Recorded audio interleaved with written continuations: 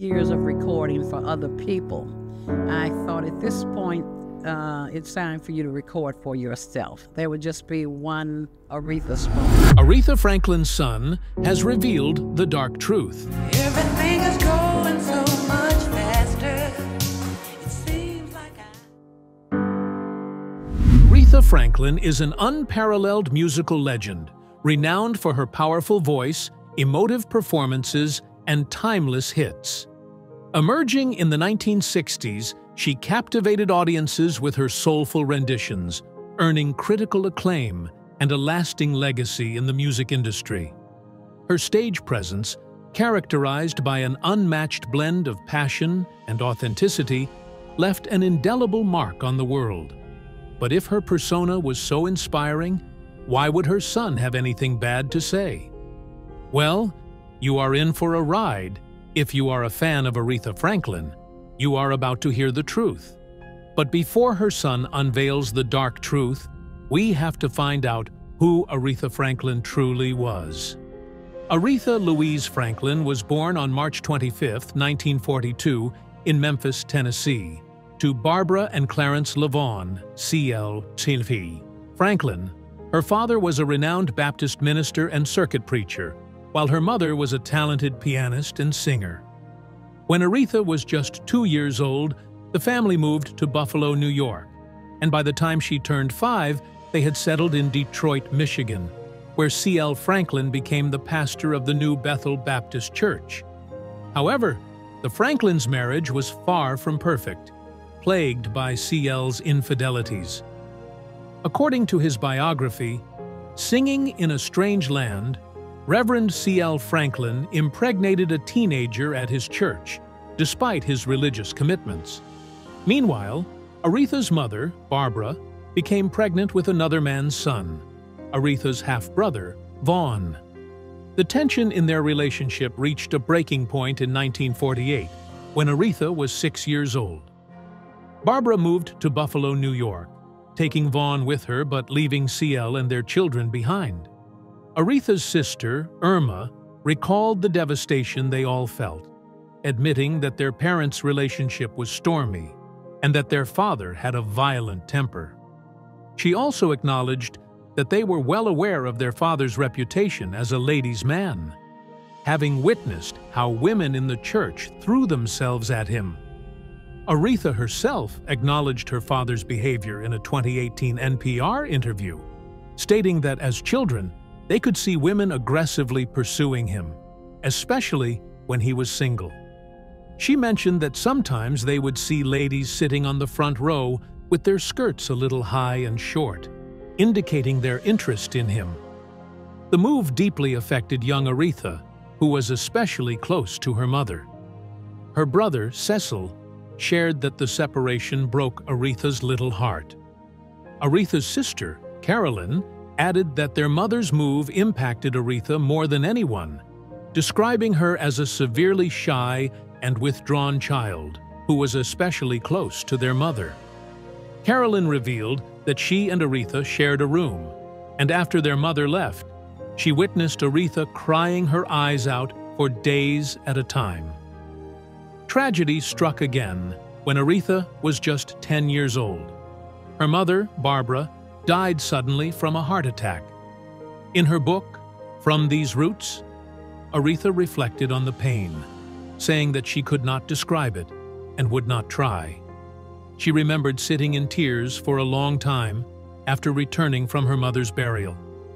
In the wake of Barbara's passing, several women, including Aretha's grandmother, Rachel, and gospel singer Mahalia Jackson, helped care for the Franklin children during this time. Aretha attended public school in Detroit, but dropped out during her second year at Northern High School. Despite the hardships, Aretha's father encouraged her to sing from a young age. He would stand her on a chair to be seen from the pews when she sang in church, and by age 10, she could foresee a career as a gospel singer. As a teenager, Aretha joined the junior choir that traveled with her father on his speaking engagements. It was during a trip to California that the Franklins met Sam Cooke, the lead singer of the Soul Stirrers, Witnessing Cook's successful transition from gospel to secular pop music left a deep impression on young Aretha, planting the seeds for her own future in the music industry. Before we reveal the truth about Aretha having a child with her father, let's briefly look at who the man really was. Aretha's father, Clarence LaVaughn Franklin, better known as C.L. Franklin, was a prominent figure in his own right. Born Clarence LaVaughn Walker in Mississippi to sharecropper parents, Willie and Rachel Walker, he faced adversity from a young age. C.L. would later recall that the only thing his father ever did for him was teach him to salute. Upon returning from World War I in 1919, when C.L. was just 4 years old, Willie abandoned the family, leaving Rachel to remarry Henry Franklin the following year, whose surname the family then adopted.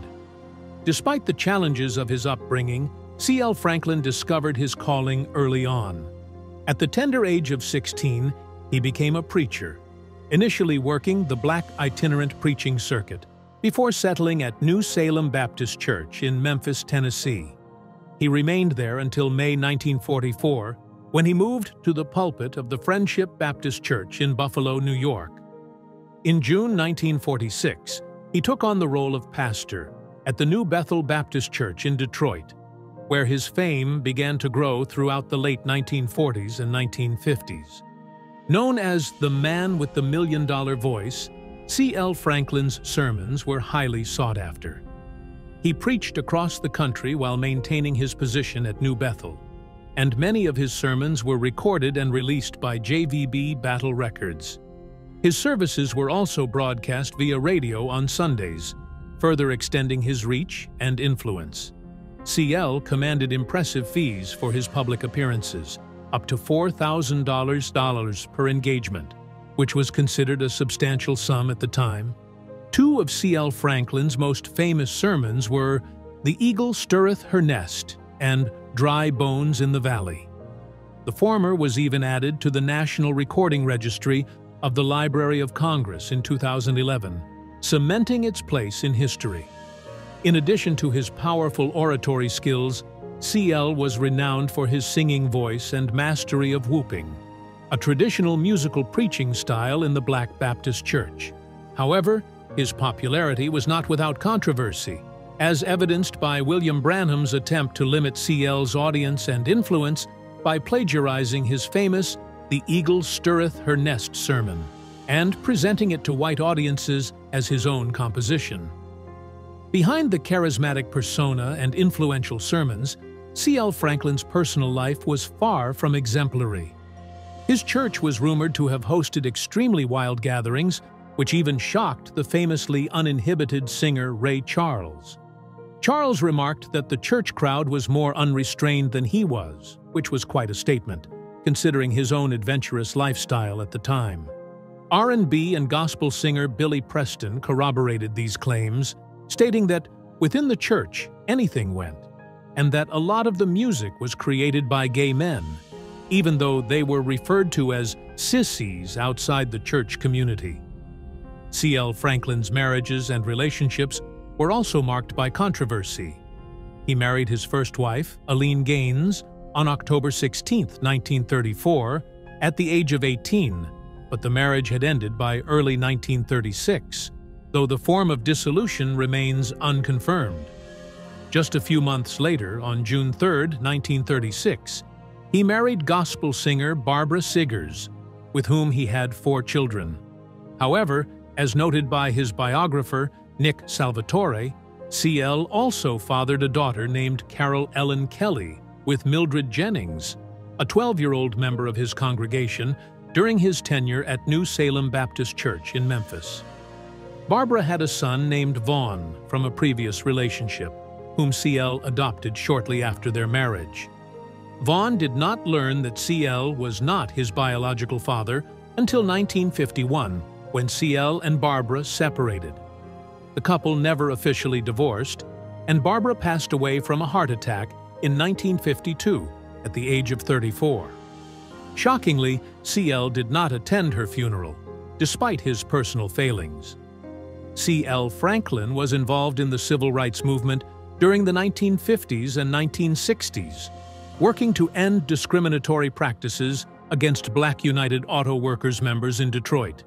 He was a friend and supporter of Martin Luther King Jr.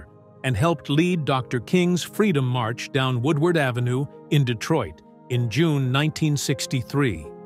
Tragically, C.L. Franklin's life took a dark turn on June 10, 1979, when he was hit twice at point-blank range during an attempted robbery at his Detroit home. He fell into a coma and remained in that state for the next 5 years. His children moved him back to his house 6 months after the shooting, where he received round-the-clock nursing care until mid-1984.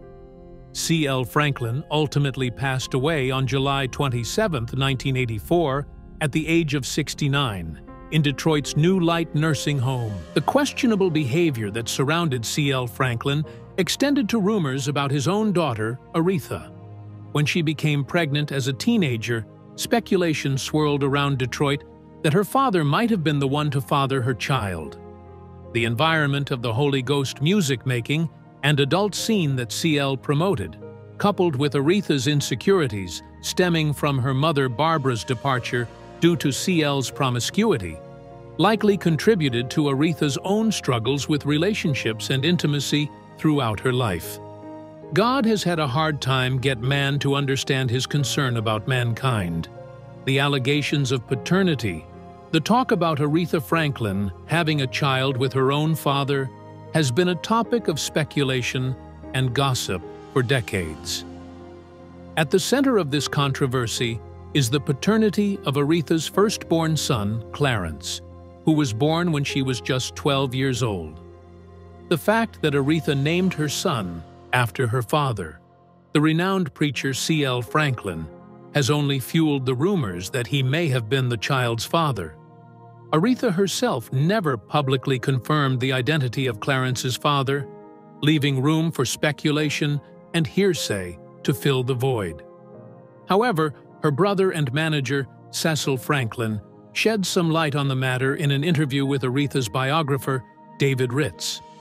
According to Cecil, the father was simply a schoolmate of Aretha's, someone she knew but wasn't particularly interested in, and he doubted that the young man had any deep interest in her either. Aretha's own account of the pregnancy, as shared in her memoir, From These Roots, downplayed the event, describing it as uneventful. Cecil corroborated this sentiment, stating that their father wasn't especially furious about the situation.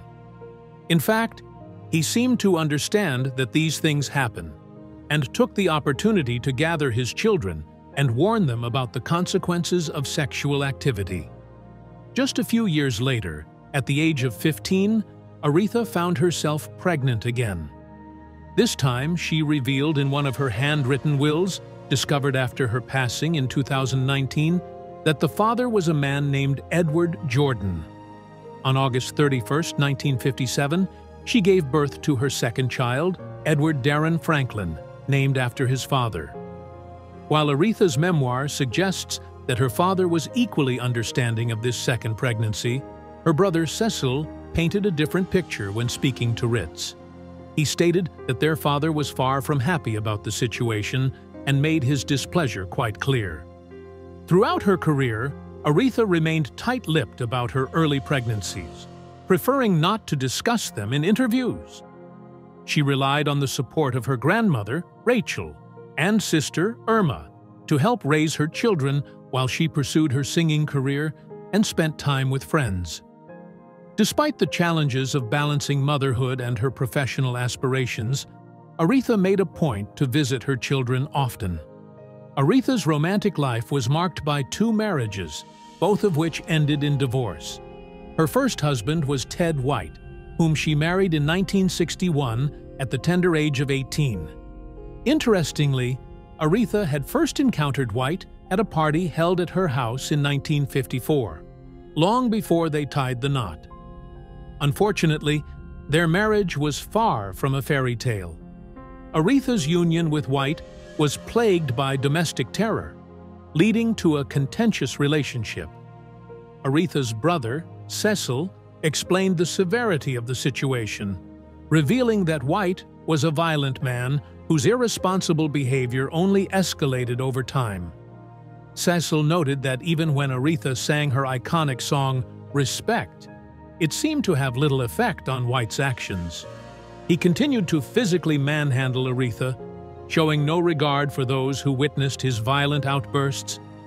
As Aretha's misery in her marriage deepened, she allegedly turned to alcohol as a means of coping with the pain. This revelation came as a surprise to her agent, Ruth Bowen, who observed that Aretha had developed a habit of getting intoxicated before performances. Bowen noted that this behavior did not enhance Aretha's singing abilities in any way. However, Aretha was deeply entrenched in denial, refusing to acknowledge that she had a drinking problem despite the numerous falls, ticket cancellations, and subpar performances that resulted from her inebriation. Aretha's immense talent often shielded her from criticism, even when under the influence. Her voice still surpassed that of most other singers, making it difficult for many people to detect that anything was amiss. Aretha's struggle with alcohol was a private battle that she never publicly acknowledged. Unlike many other public figures who have garnered sympathy and support from fans by openly discussing their personal challenges, Aretha chose to keep her demons hidden from the spotlight. After years of enduring the torment of her sad marriage, Aretha finally separated from White in 1968 and officially divorced him in 1969. This marked a turning point in her life as she sought to break free from the cycle of violence and reclaim her independence. Aretha's second marriage was to actor Glyn Turman, which took place on April 11, 1978, at her father's church. By marrying Turman, Aretha became a stepmother to his 3 children, expanding her family and taking on new responsibilities. However, their union was short-lived. In 1982, after Aretha returned to Michigan from California, the couple separated, and they ultimately divorced in 1984. Beyond her marriages, Aretha's family played a significant role in her life and career.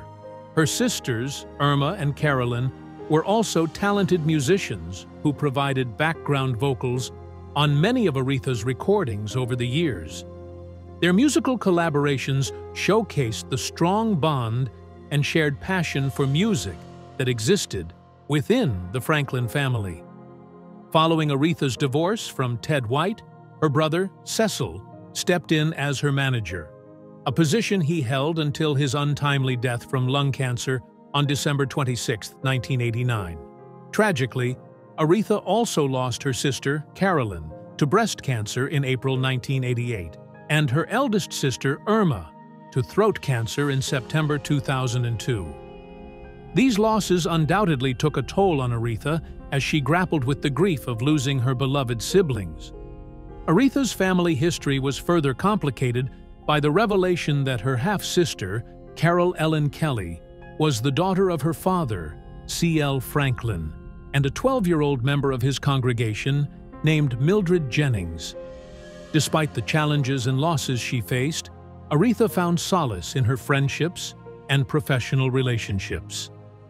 One notable figure in her life was Willie Wilkerson, a Vietnam War veteran and Detroit firefighter who became a close friend and confidant. Wilkerson not only assisted Aretha in her work, but also cared for her during times of illness, demonstrating the depth of their bond. In 2012, Aretha even announced plans to marry Wilkerson, but the engagement was swiftly called off for undisclosed reasons. Aretha's music industry friendships were equally significant. She shared close connections with fellow artists such as Dionne Warwick, Mavis Staples, and Cissy Houston, who began singing with Aretha as members of the Sweet Inspirations. Houston even provided background vocals on Aretha's hit song, Ain't No Way, showcasing the collaborative spirit that existed among these talented women. Aretha's relationship with Houston also extended to her daughter, Whitney Houston. Aretha first met a young Whitney in the early 1970s and was appointed as her honorary aunt, a role she cherished. Whitney affectionately referred to Aretha as Auntie Ree, highlighting the special bond they shared. Tragically, when Whitney passed away in 2012, Aretha had to cancel her plans to perform at her memorial service due to a leg spasm. What is it like to end up in a headline like that? That's not true. It is ridiculous. That's the craziest thing I've ever heard. I'm telling you, that's the craziest thing I've ever heard. Later in life, as we continue to explore the truth about Aretha Franklin, let's now turn our attention to her later years and the challenges she faced both personally and professionally. On January 20th, 2009, Aretha made headlines around the world when she performed My Country, 'Tis of Thee at President Barack Obama's inaugural ceremony. Her stunning performance and iconic church hat quickly became a popular topic of discussion online, cementing her status as a cultural icon. The following year, in 2010, Aretha was honored with an honorary degree from Yale University, a testament to her immense contributions to music and the arts. In December 2015, she once again captivated audiences with her breathtaking rendition of You Make Me Feel Like a Natural Woman at the Kennedy Center Honors, paying tribute to honoree Carole King, who co-wrote the song. However, despite her continued success and accolades, Aretha struggled with deep-seated insecurities and low self-esteem throughout her life. These feelings of inadequacy often manifested as jealousy towards other female singers, including Roberta Flack, Barbra Streisand, Gladys Knight, Dionne Warwick, Diana Ross, and Natalie Cole. Aretha's sister, Carolyn, shed light on the root of these insecurities, stating, "She was afraid she wasn't good enough as a singer, pretty enough as a woman, or devoted enough as a mother. I don't know what to call it, but deep, deep insecurity." These feelings of self-doubt plagued Aretha and impacted her relationships with her contemporaries. In 1989, after duetting with Whitney Houston on the song It Isn't, It Isn't, It Isn't, It Isn't Ever Gonna Be, Aretha made a pointed remark declaring that Whitney lacked my wisdom and maturity as a recording artist. This comment highlighted the competitive nature of the music industry and Aretha's determination to maintain her status as the Queen of Soul, even in her later years. Aretha was fiercely protective of her title and legacy. When Beyoncé introduced Tina Turner as the Queen at the 2008 Grammy Awards, Aretha did not hold back her opinion. She stated, "I am not sure of whose toes I may have stepped on, or whose ego I may have bruised between the Grammy writers and Beyoncé. However, I dismissed it as a cheap shot for controversy." Nicki Minaj. I'm going to pass on that one. Aretha's sister, Irma, who passed away in 2002, aptly summarized Aretha's complex relationship with her female contemporaries, saying, "Aretha's always had problems with her female contemporaries. Her fantasy is that they would all disappear, and she alone, would be the only singer. Her fantasy is to eliminate the competition." Beyond her professional rivalries, Aretha also faced significant health challenges in her later years. She struggled with weight issues for many decades, experiencing fluctuations in her weight throughout her career.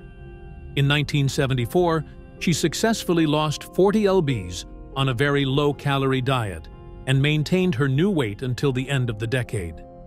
However, she regained some of the weight in the early 1990s. When I'm off the road and I don't have anything to do, then I just gather all of the recipes that I pulled out of hundreds of magazines, and I select some and cook. Aretha's health was further complicated by her history of smoking and alcoholism. She was a former chain smoker who finally quit the habit in 1992, acknowledging that it was messing with her voice. However, after quitting smoking, Aretha noted that her weight ballooned, presenting new challenges for her health and well-being. In 2010, Aretha underwent surgery for an undisclosed tumor, sparking concerns about her health. Quoting her doctor as saying that the surgery would add 15 to 20 years to her life, Aretha firmly denied rumors that the ailment was related to pancreatic cancer and assured her fans that the problem had been resolved following the surgery. She lost a significant amount of weight, shedding 85 lbs, but denied having undergone weight loss surgery. Despite her health challenges, Aretha remained determined to continue performing and sharing her music with the world. In May 2011, she made a triumphant comeback at the Chicago Theater, and in the following years, she embarked on multi-city tours, captivating audiences with her unparalleled vocal prowess. However, Aretha's health continued to be a concern, and she was forced to cancel several performances in 2013 due to undisclosed medical treatments. She remained optimistic about her recovery, stating in an interview that she had experienced a miraculous healing, but needed to prioritize her health before returning to the stage at full capacity. Aretha Franklin threw up, regurgitated, had 103 fever, shows up on the program, and performs like that. In February 2017, Aretha made the difficult decision to announce that 2017 would be her final year touring, recognizing the toll that her health issues had taken on her ability to perform. She initially scheduled some concert dates for 2018, but ultimately canceled them on the advice of her physician. On August 13, 2018, reports emerged that Aretha was gravely ill at her home in Detroit, surrounded by family and friends. She was under hospice care, and several prominent figures, including Stevie Wonder and Jesse Jackson, visited her on her deathbed. Tragically, Aretha passed away on August 16, 2018, at the age of 76. The cause of Aretha's death was revealed to be a malignant pancreatic neuroendocrine tumor, a rare form of pancreatic cancer. The news of her passing shocked the entertainment industry and beyond, with countless celebrities and politicians paying tribute to her immense talent and legacy. Former President Barack Obama, who had been moved by Aretha's performance at his inauguration, said that she helped define the American experience. Civil rights activist and minister Al Sharpton called her a civil rights and humanitarian icon, highlighting the profound impact she had not only on music, but on society as a whole. Aretha's funeral service was held at her request, with Jasper Williams Jr. of Salem Baptist Church in Atlanta delivering the eulogy. However, the eulogy faced criticism for its political nature and controversial statements. Aretha's nephew, Vaughn, expressed disappointment that Williams did not properly eulogize his aunt, feeling the focus should have been on celebrating her life and legacy. Reflecting on personal pride, Aretha once said, "What am I most proud of? Being a mom, and my children, and my grandchildren." In the end, the true measure of Aretha Franklin's legacy lies not just in her music and public accolades, but in the love she had for her family and the pride she took in being a mother and grandmother.